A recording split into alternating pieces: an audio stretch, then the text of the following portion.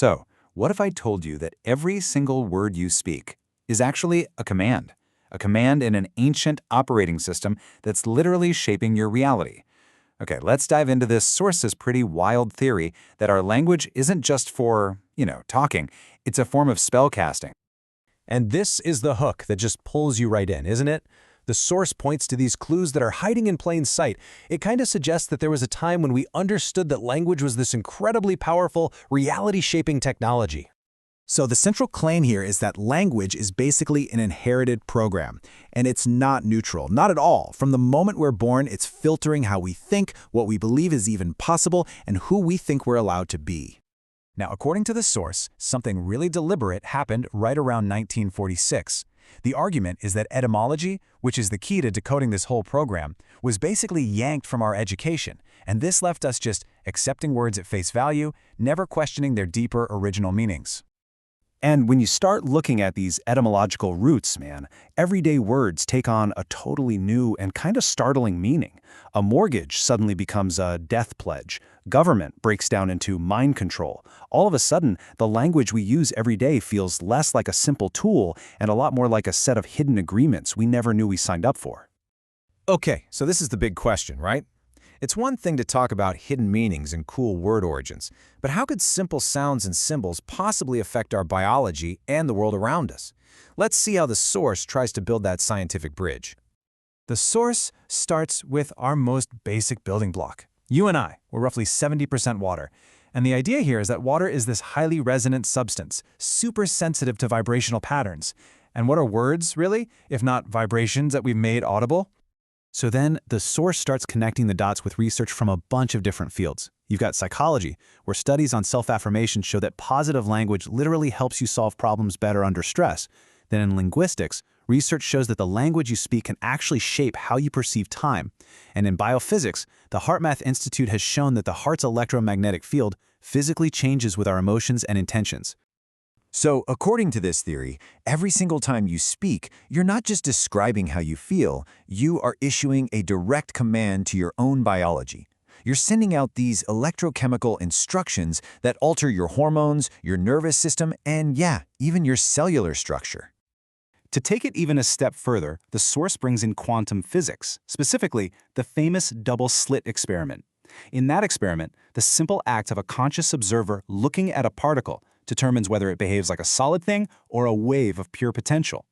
The universe, this theory suggests, just exists as this sea of possibility until a consciousness interacts with it. And here's the leap.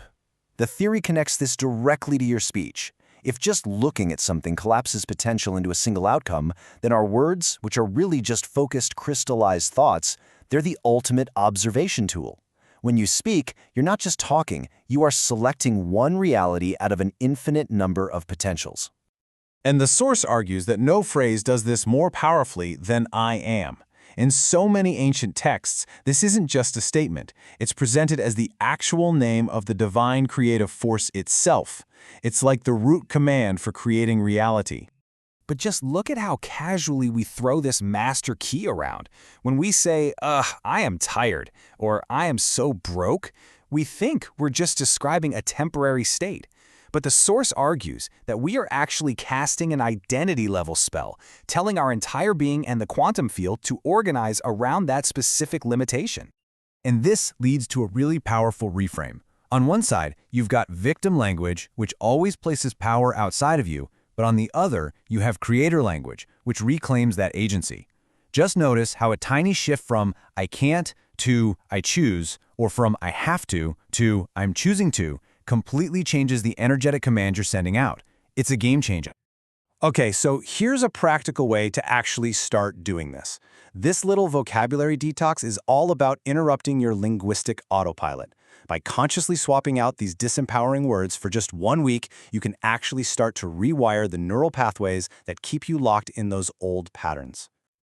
The next step is to get active about rewriting your core identity. This means you gotta catch those unconscious negative I am statements, like I am so lazy or I am anxious, and consciously overwrite them with powerful declarations. Stuff like I am energized or I am calm. It's all about untangling the old code and writing yourself a brand new program. This one's about setting your own frequency. before the world does it for you.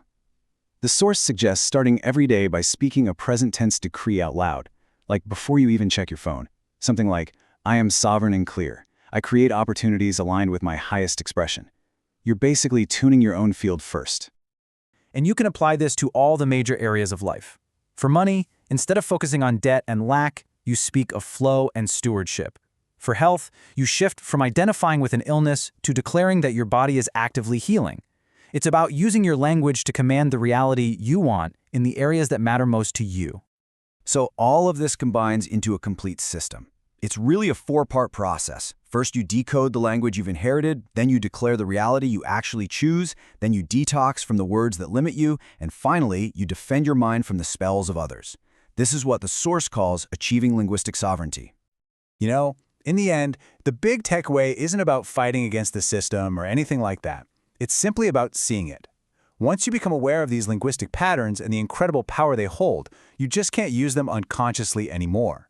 The spell breaks the exact moment you see the code. And that brings us to the final question. After everything we've looked at from this source, from etymology all the way to quantum physics, it all boils down to this one thing. If every word you speak is literally an act of creation, a spell you are casting into the universe, what world are you speaking into existence right now?